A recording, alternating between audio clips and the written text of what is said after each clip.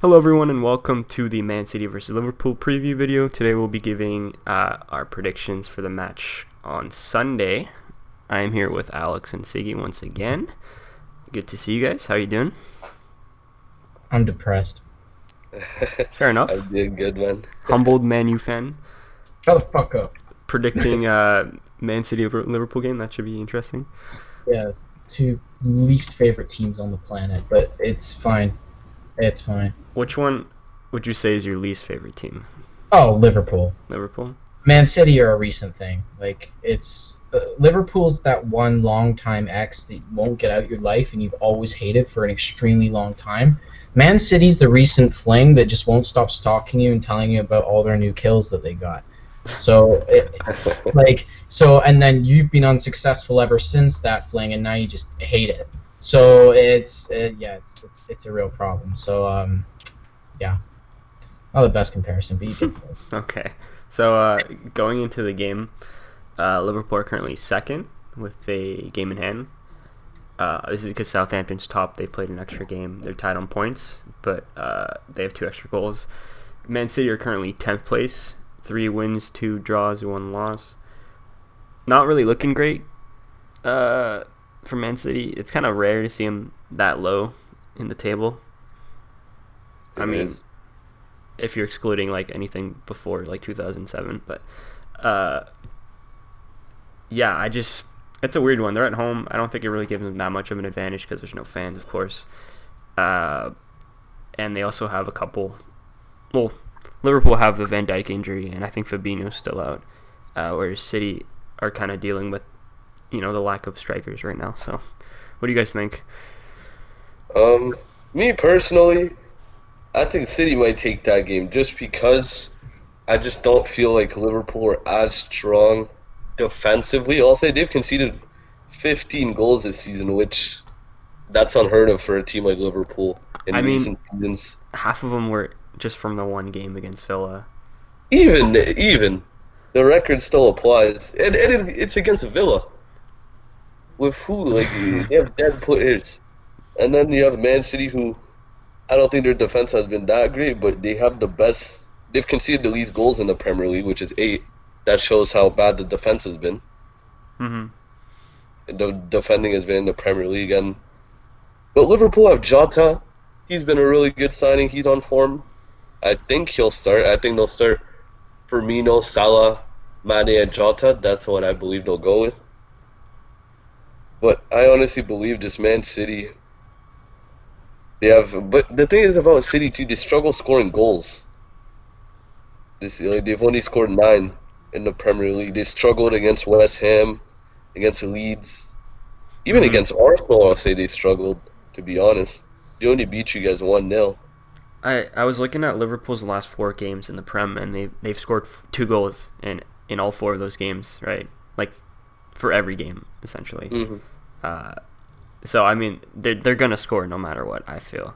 Yeah. It's just whether or not Man City will score more goals. And like you said, they haven't really scored that many goals this season, so that might be hard to predict. Well, they did this last season. With the I'm talking about the goals scored, Liverpool. I don't know if you remember from like September through to January, there was a lot of games where they'd sort of win 2-1, win 1-0. They always won by sort of 1 goal, and like we were used to Liverpool like sort of blowing teams out of the water, but they were always just sort of like pressurizing, grinding a team down, and then winning by a goal. Winning by 2 goals, so sort of something like that. So yeah, no, I think they will score. My question is, Fabinho is out, correct? I think so. Yeah, he is. He is? He has a hamstring injury. So. Okay, yeah, so my only thing would be, even though City have struggled to score with the fact that Fabinho's out, they're going to have to go with Joe Gomez probably, and a young center. But Matip, is he out as well? I think he is. Yeah, they've played that. They gave that guy that debut, Phillips. Yeah. Whatever, some guy from. They called him back on loan from the Bundesliga too. Yeah. So I think yeah, I think that's going to be a problem, even though Man City haven't managed to score this season. Or sorry, not scores regularly as they would like to this season. I think they would, with defense and with how defensively susceptible Liverpool's fullbacks are, particularly Alexander-Arnold on that right-hand side, probably where Sterling's going to be playing. I think there'll probably be goals in this game, and a lot of them. I think it could be quite a high-scoring match. Mm-hmm. Agreed. But like, which direction do you guys think this is gonna lean towards? I think it's gonna be a draw. 3-3.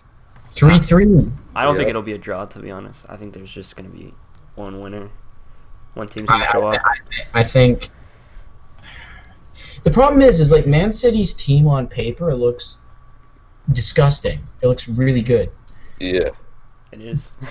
It is, but like they haven't been playing. They're just very inconsistent, honestly. Too great. And the other thing is like I'm looking at their players that are starting, particularly their attacking players, and their XG per 90, like their projected goals per 90, isn't very high.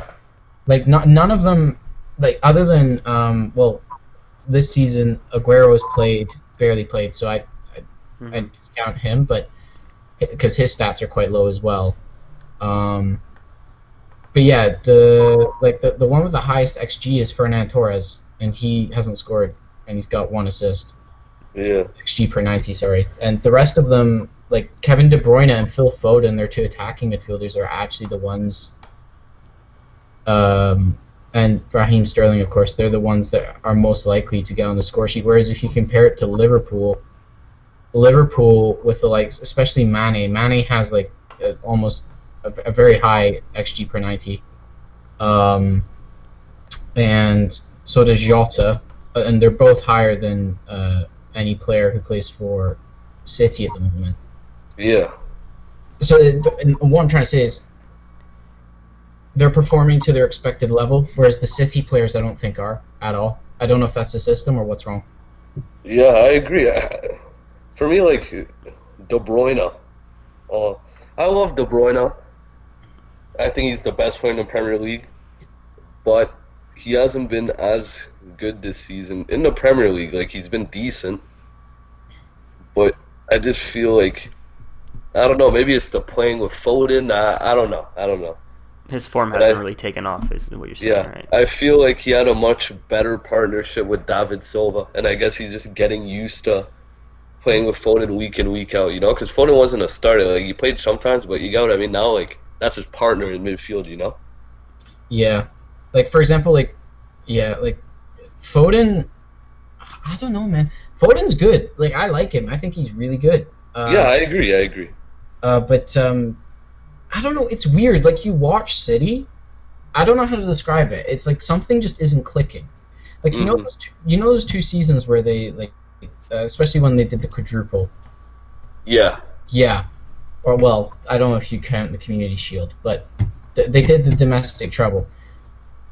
Everything was, like, clicking, and this possession-style play was clicking, and they were getting in behind teams, and they were penetrating teams' backlines really well.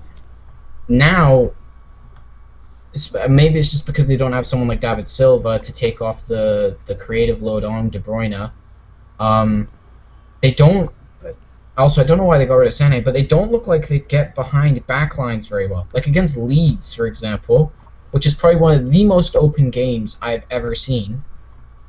Man City didn't dominate that game at all, and I thought Leeds would play into their hands because there'll be tons of space on the field. So I don't know. Foden, he's good. I just don't know if he's doing enough. The other thing is I don't know, like, players like Bernardo Silva, like, man's got 0 goals, 0 assists. Yeah, he has not stepped up. Like, you remember that one season where De Bruyne was injured? I think 2 seasons ago. Yeah, and he was amazing. But even last season, he was good, but I didn't think he was like insane. But I don't know. I think the issue isn't necessarily pertaining to creativity. I think it has more to do with finishing, in my opinion, because they're always going to create chances regardless of who they play. That's But they don't have a finisher. Sterling's not a finisher. He's got good positioning, he's got good dribbling, good pace, but he's not a finisher. Mars isn't a finisher. Ferran Torres isn't a finisher. So where are the goals going to come from? Like, I would disagree with you on the fact that Sterling is a dribbler. I don't think he is. At least not in this City team. I would not in the same way that some other players are. I'd say he's got decent tight control. No, he does, but he doesn't dribble at his man often enough and beat him, in my opinion, and get a cross in or that. He's not that, or shoot. He's not that type of player. He's the type of guy. Under Man City's system, he plays a lot like a Freddie Ljungberg. He gets into a good position, makes a yard of space, and shoots. Or he gets into a good position, gets a cutback, and then the person who gets the ball shoots. He doesn't. So he's not the key for their creativity. And yeah, I think you're right. Finishing isn't great. Like Jesus, like I think it's time they call it a day on. He's injured right now, so it doesn't even matter. No, but like even when he was playing is what I'm saying. They weren't great when he was playing. I know he's injured now, but even when he was playing, he wasn't great. And I think they should probably call it a day on him and sell him because he just hasn't fulfilled his potential, I don't think. Well, I agree. If you look at Man City's form in all competitions, right, they've won all of their last 3 games, albeit it's been against Marseille and Olympiacos, Sheffield, but they've kept 3 clean sheets, right? They've conceded in their last 6 games in all competitions, they've conceded 2 goals, which is, I think, is a decent step up to last season, probably due to the addition of Ruben Diaz next to Laporte. I think that's probably, you can sort of start to see the improvement in their back line. I don't know. That's how I see it anyway. So yeah, I think the game will go down to whether or not City do take their chances. I think there will be at least 2 or 3 goals, like minimum. So if I were to like predict a score, I'd probably say, this is really difficult, I'd probably say 2-1 Liverpool. Yeah, I'm just remembering the game where Liverpool got ripped open. Yeah, that's another thing I was just thinking about. I'm just remembering that game, and I'm just saying if City do that to them again, that's a problem. But the difference being, I think in that game Aguero was playing, so fudge. I say 3-3. I'm going 3-3. Jeez. Okay. Particularly if Thiago starts for Liverpool. He hasn't been great yet, but he hasn't played that much though. And he hasn't played that much, so I do think he might not play. And he's not the most energetic midfielder in the world. He'll probably go with his usual sort of Henderson. See, I don't think the midfield will matter that much. As long as they got the workhorses in there. I think it's just the front 3. You have Jota, who's in really good form right now. You have Mane and Salah, who are always going to score goals. Jota starts. I'm going to go 3-2 Liverpool. Okay. Yeah, I'm going to say it's something. I have a feeling it might be a bit like the Everton game. Oh, yeah, 2-2?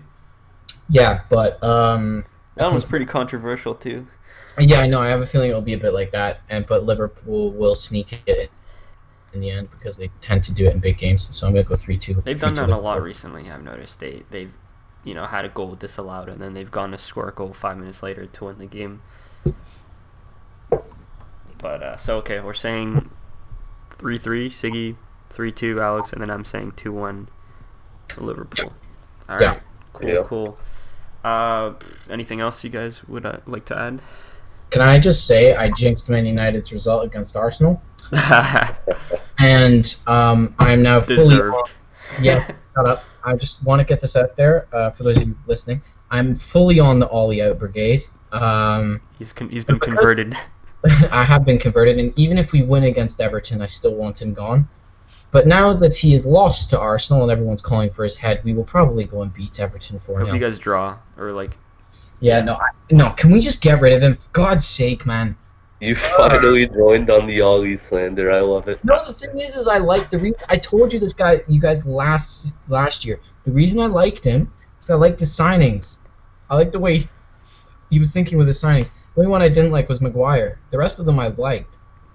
Well, to be fair, he didn't really get the signings he wanted either, so it's not really worked out in his favor. Oh, especially this summer, I know.